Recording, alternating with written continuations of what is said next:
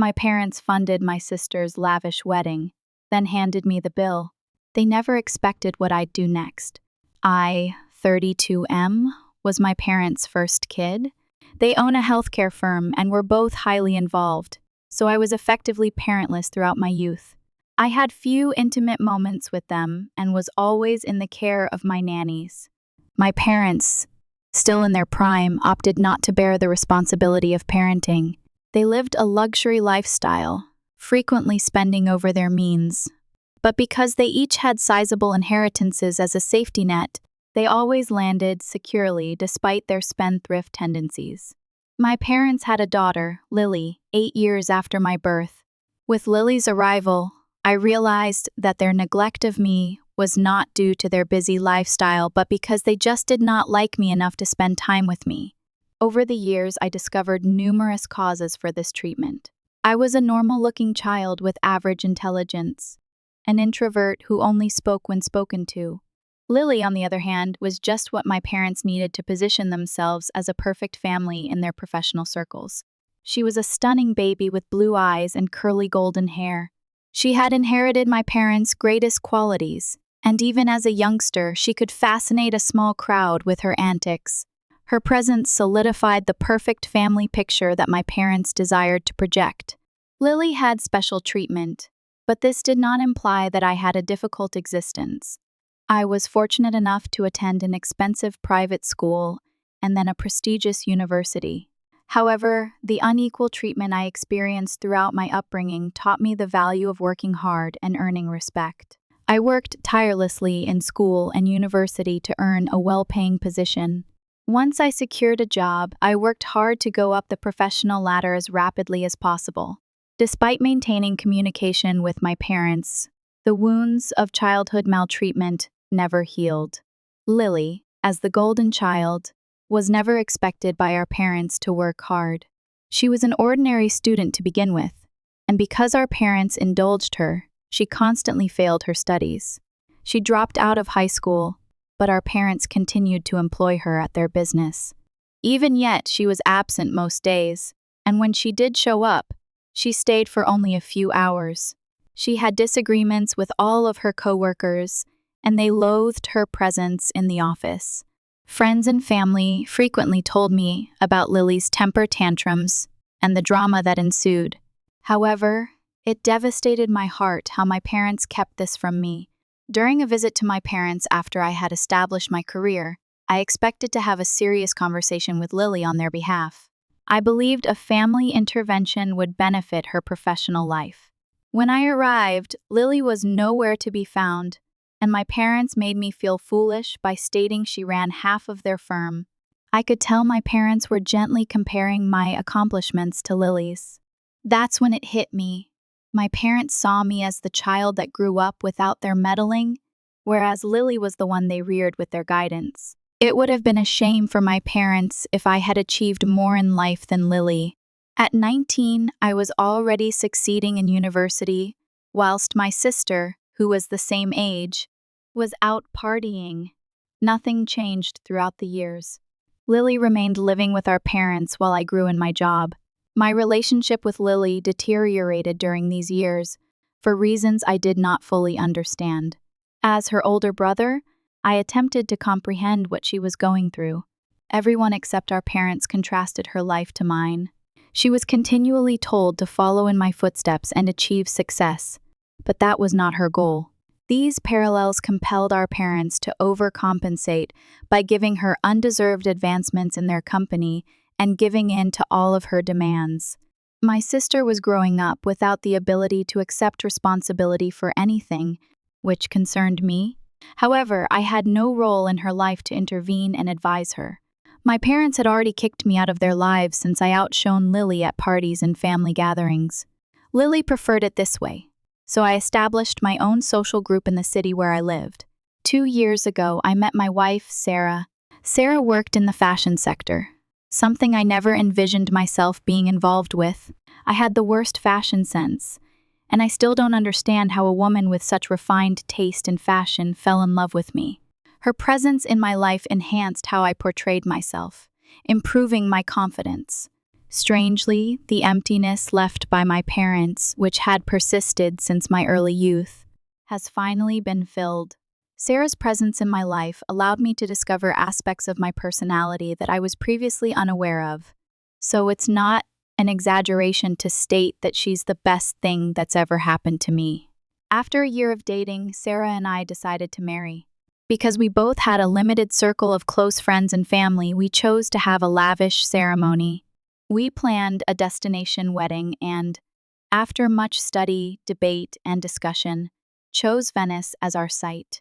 I won't go into detail about the wedding, but we paid for all of our invited guests' travel fees and hosted them in the best possible hotels. Most of our guests had never experienced a ceremony like this before. Lily urged me to purchase a ticket for her boyfriend as well, which I joyfully agreed to despite Sarah's advice to hesitate. Throughout the wedding, I detected jealousy in Lily's eyes. She was frequently consoled by our mother. My parents were in awe of the wedding I had planned, but they kept their joy to themselves. Even before the wedding, my family had ignored my attempts to arrange a family dinner with Sarah. They maintained this conduct even after the wedding. After a while, I gave up trying. Around the same time, I realized that my parents were bad-mouthing me to those around them. They informed others that I had taken their money to finish my studies and find a career just to abandon them in their old age. My father even stated that he would not leave me a dime of his fortune.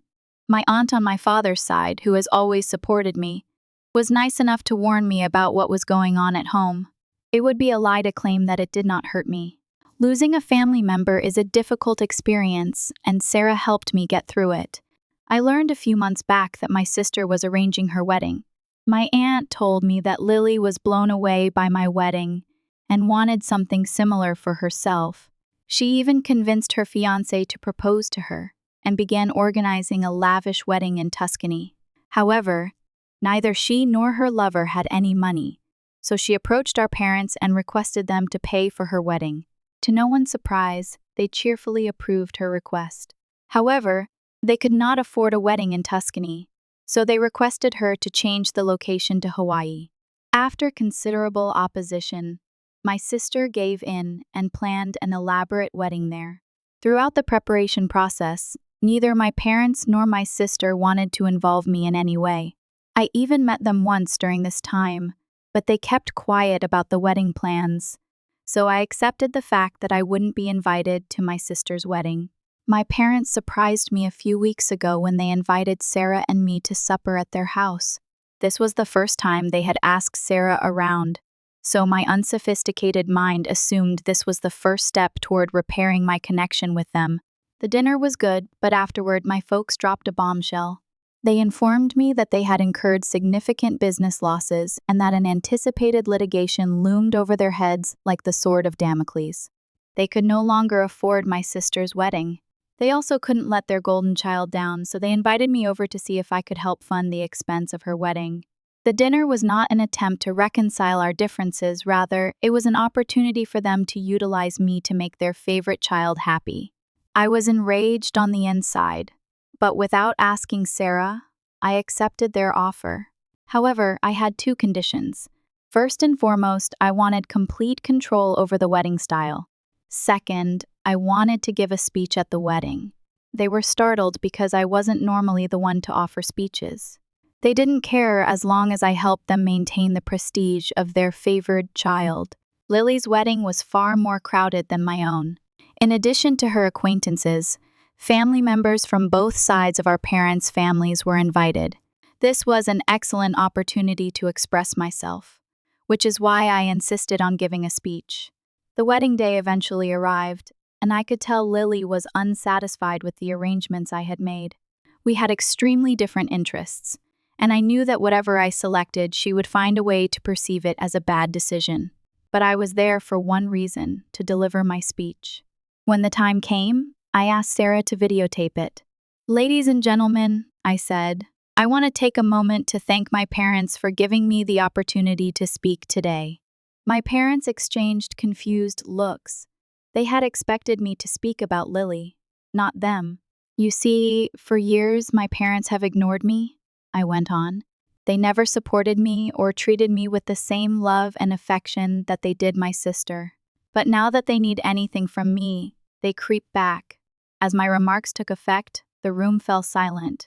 My parents looked uncomfortable, and Lily appeared to be about to cry. But I'm not bitter, I added, smiling. In fact, I am grateful.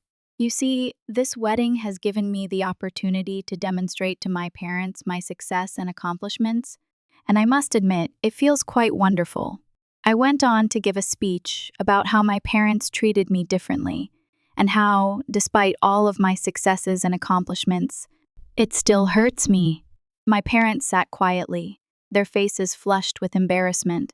As I finished my speech, I approached my sister and hugged her. I'm so happy for you, I said, truly. I hope you have a wonderful life with your husband. And with that, I left the reception with my wife, leaving my parents and sister behind.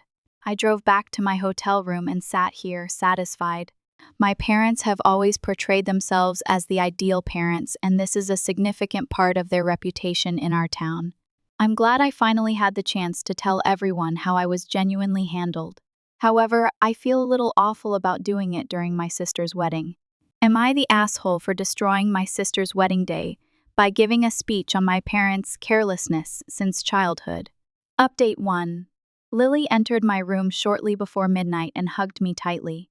She was crying, and I sobbed with her. Sarah moved out of the room to provide us some solitude. Lily told me she had never heard my side of the tale. She had always assumed that I remained aloof from my family because I desired to be.